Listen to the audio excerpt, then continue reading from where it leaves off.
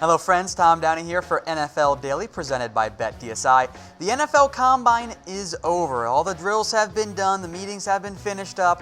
So we're going to take a look at the winners and losers from the NFL Combine. Now remember, just because you're a winner doesn't mean you're the greatest prospect ever, and just because you're a loser doesn't mean I absolutely hate a player. The reality is everybody has strengths and weaknesses, but go yell at me on Twitter at WhatGoingDowney anyway. So we'll start things off with the winners. First up, Kyler Murray checked in at 207 pounds and above 5'10", which is a win, even though the weight is inflated. He didn't play anywhere near that, and he probably can't get to 225 like Russell Wilson did. And yeah, there are still size concerns. But here's the thing, folks. Kyler Murray is the star of the 2019 NFL Draft. He's the big household name. Nick Bosa might go number 1 overall. Hardly played last year. Yeah, he's a Bosa. Hardly played. Quinnen Williams, he's a defensive tackle. Kyler Murray is that sexy star that the NFL needs and wants. That's why there's so much buzz about him. Now, look, I don't think he goes number 1 overall. I really don't think that ends up happening. So which team will draft Kyler Murray? At least I should say won't go number 1 overall to the Arizona Cardinals. I could see a team trading up for Murray. And in the end, historically speaking, you normally see a draft day trade up for a quarterback. I think Kyler Murray makes a lot of sense there. Next up on the NFL Combine winners, how about Tyree Jackson? This is your top sleeper at the quarterback position this year. As I've said before, he's Josh Allen light. And if you like Josh Allen, I'm pretty sure you're required by state and federal law to also like Tyree Jackson, because they are the same prospect. Super raw, large, athletic, really good spider chart that we'll get to here in a second, with a strong arm. So this is how Tyree Jackson measures up percentile-wise to other quarterbacks. 98, 97, 98, 94, 90, 91, 84, 91, above 53, and all the rest. That's impressive. But much like Josh Allen, he's not actually all that accurate, just 55%. So if you're looking for a developmental quarterback, maybe in round 3, Tyree Jackson is the guy you should select there. Ran faster than I thought he was going to, but a very successful combine for Jackson, who, by the way, got yelled at by Steve Smith, the Panthers receiver, during the drills because he was throwing it too hard, and then Smith wanted to help out his receivers because they were dropping all the passes. Some more winners, Alex Barnes, and he is if you like those spark guys, those big guys that are strong and run fast, Alex Barnes ends up being your guy. A fantastic bench, solid agility, and very good speed drills for a man of his size. In terms of testing, he's actually fairly similar to Nick Chubb. So when you check in the 68th percentile for weight, and you run 49th for 40, jump out the gym, and have a 68% 3-cone drill, plus a 98th percentile bench, you're in good shape there. He had the second best spark of any running back at the Combine this year, except for Justice Hill, who also was a winner this week. So Alex Barnes made himself some money. He's getting drafted. If you're a team that likes athletes at the halfback position, who are also pretty big, Alex Barnes is your guy. Next up, and I warned you, DK Metcalf is a freak. Although I didn't quite expect this level of freak from DK Metcalf. An unreal combination of size, speed, strength, and jumping ability. One note, though, on DK, 1.6% body fat, it's false. That's not actually accurate. The agility drills, maybe even poor isn't the correct word, they were almost non-existent. About the 3rd percentile for 20-yard shuttle and 3-cone drills, so his spider chart looks like Pac-Man. That's who DK Metcalf apparently is. The good news is for DK, he'll be fine. He's big enough and still fast enough that he doesn't necessarily need to be an elite change of direction guy. He's going to be a vertical threat, and a good one, assuming he's able to stay healthy. Don't panic about the agility drills, but don't also assume he was the single biggest winner because of how big and strong and fast he was. There are some other guys that I think might have been bigger winners this week than DK Metcalf. We'll stick with receivers here because there were a lot of them that were winners. Hakeem Butler, now we knew he was huge, but speed was the main worry. So a 4.48 40-yard dash for Hakeem Butler, who is 227 pounds and 6'5 3/8, that's a win right there. Drops are still a concern, but Hakeem Butler was a little bit smarter. He said, hey, I'm not going to do the agility drills, ended up not doing it, and his chart looks a little bit more filled in than DK Metcalf. But Butler, a big winner this week. The drops on tape are still a big concern. Again, much like DK Metcalf, the side-to-side agility I don't think is really there. It's okay. when you're 6'5" and you run a 4.48, you're going to get drafted early. Butler, if he wasn't already, has cemented himself as at least a top 50 pick this year. He had a lot of success.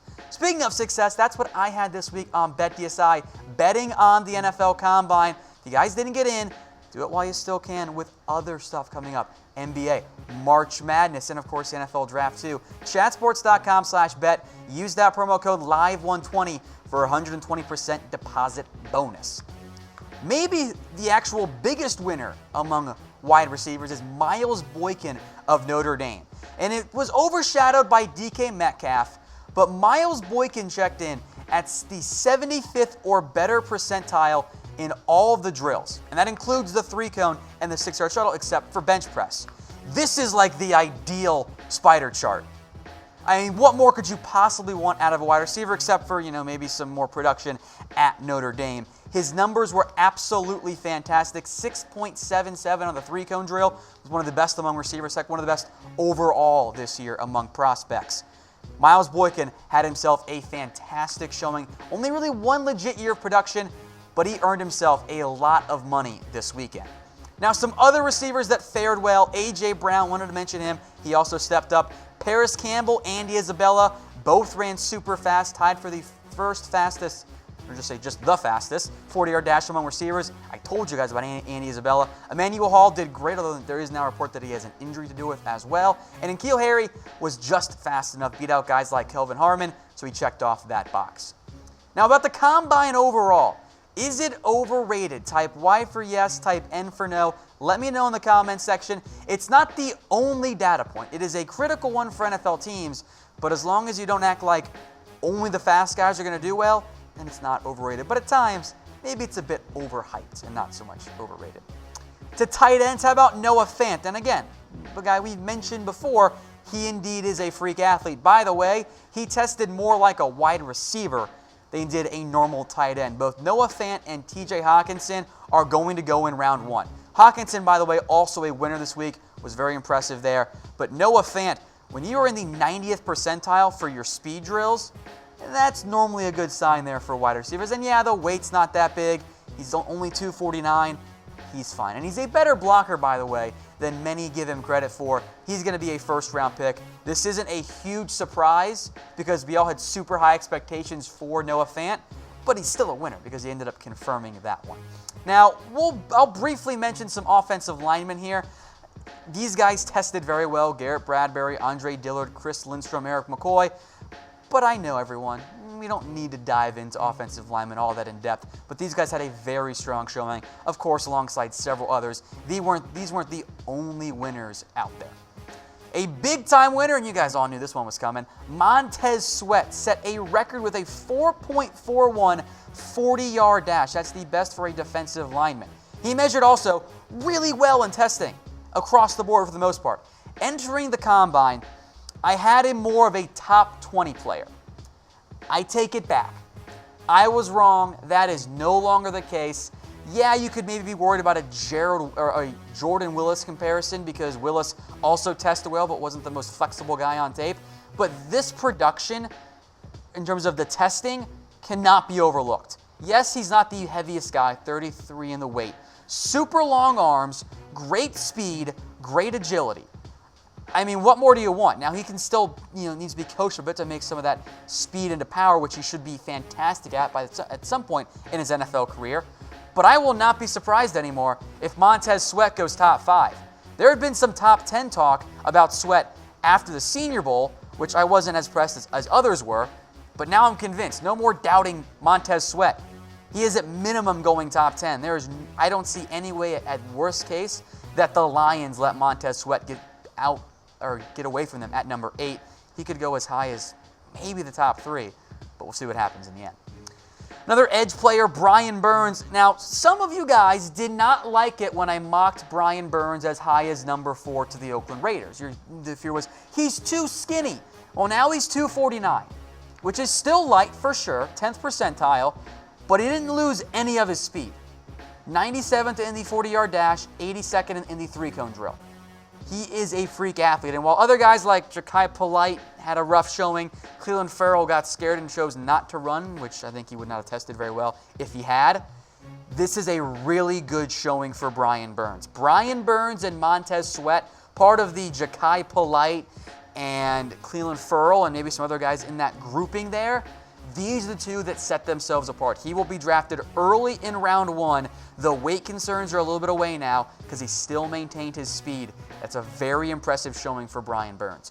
Other edges who fared well, Ben Banaghu, Max Crosby, Sutton Smith, some unheralded guys. Crosby and Smith both tested very well, with Smith being still very small, but it was a key testing there. And 2 Michigan players, Chase Winovich and Rashawn Gary, both tested well. Gary was indeed a freak, but if you had given me Montez's Sweat numbers and said one defensive player runs like this, I thought it was going to be Rashawn Gary, not Montez Sweat. That's why Sweat made the official list and Rashawn Gary gets the shout out instead. Now we'll stick here with our Michigan discussion and talk about the Devins, the linebackers, who both were fantastic. I'm just going to group them together because these dudes are almost the same. Very, very similar results for Devin White and Devin Bush. Bush is a little bit smaller, not quite as fast in the 40, but faster in the 3-cone. Jumped higher, not quite as strong. They are highly similar prospects, and I love them both. They are 1A, 1B at linebacker for me. But which Devin do you guys want? Type W for Devin White, B for Devin Bush. I don't think there's a wrong answer here. Now maybe there's a slightly better answer. Stay tuned for some mock drafts we'll do, and stay tuned for a big board as well, and you'll see which one I end up having higher. So make sure you guys are subscribed, youtube.com/chatsportstv. To linebacker again we go here. One last guy I want to mention is Blake Cashman, a player who I didn't think was going to run as well as he did. 4.5 flat in the 40. Former walk-on, helped himself in a big, big way. Great agility, great speed. Now he does have what we call T-Rex arms because they're super short, which I think makes sense there. But he made himself some money. So yeah, Blake Cashman is not the longest guy out there. That's okay. He ran well. He tested well. That's a big deal for Blake Cashman in the end. A very quality showing. He's helped himself out. And teams, they love it when it's the walk-ons that do well. That's what they always like to see happen. All right, next up, Juan Thornhill, the safety out of Virginia, had himself a very strong showing, perhaps the best combine of anyone for a defensive back. Ready for this? 4.42 in the 40, a 44-inch vertical, which is one of the highest ever at the combine, an 11.9 broad jump, and 21 bench press. We are still waiting as we film this for the 3-cone numbers. Juan Thornhill might be this year's Byron Jones. That's where we might be sitting here because he can probably play some corner as well. A fantastic showing from Thornhill, who has made himself quite a bit of money this year. I think he's going to be a top 50 pick in a pretty deep safety class right now. And then my dude, Darnell Savage. I absolutely love him. Now, I liked him before the combine. Not many people were talking about him. I think I was one of the few, but I liked what I saw. I did not think we were going to get a 4.36 40-yard dash plus an almost 40-inch vertical and a really good broad jump too. I am impressed in a big, big way now by Darnell Savage.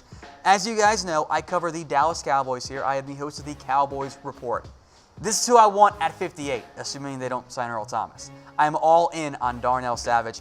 He showed out in a big, big way there. He helped himself out in a massive way at the Combine. But what player helped his stock the most this year at the 2019 NFL Combine? Let me know in the comment section. I think it's going to be someone like a Montez Sweat. I think Brian Burns was a big, big winner as well. In terms of an unheralded name, it's probably Miles Boykin. You can also throw out DK Metcalf. But let me know what you guys think in the comment section. And then one other big winner, Cedric Woods, the safety out of Ole Miss. I don't know what they're feeding the players in Mississippi and Ole Miss and Mississippi State, because both those guys were absolutely fantastic in terms of the across the board. A lot of guys ran well. Jamel Dean, who I also want to mention, had a great combine as well at cornerback. Those four guys, though, were your four fastest 40-yard dash.